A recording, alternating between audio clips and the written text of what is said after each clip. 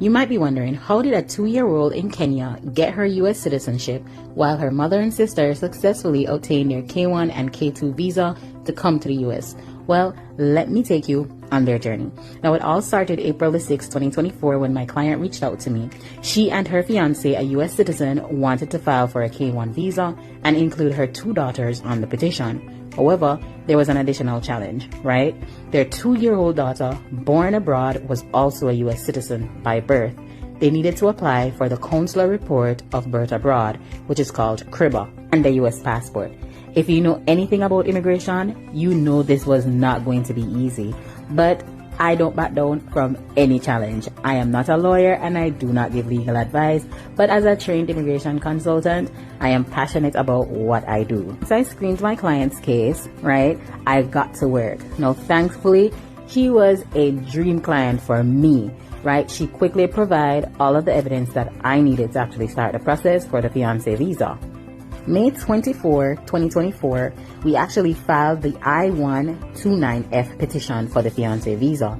July the 27th, 2024, the petition was actually approved. July 24th, we also started the CRIBA process, but the earliest available interview date was July the 4th, 2025.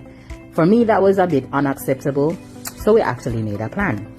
So besties, even though the CRIBA process does not offer expedite services, I knew we had to stay ahead of the game, right? So after the fiancé visa was approved, the case took another 2 months before it was transferred to the U.S. Embassy in Nairobi.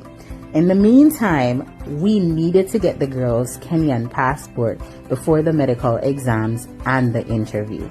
Now, that process was not cheap by any means, but we actually expedited it. Now, December the 10th, 2024, the K1 and the K2 visa interviews were scheduled. My client and her daughter, they aced the interview. Okay, besties?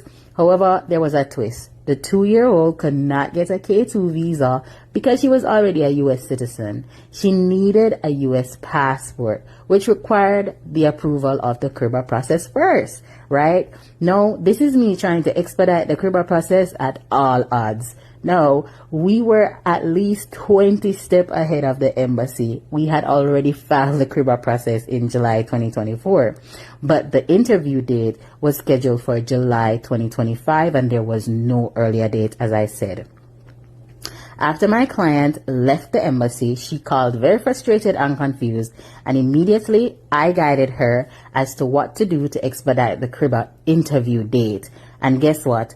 The new interview date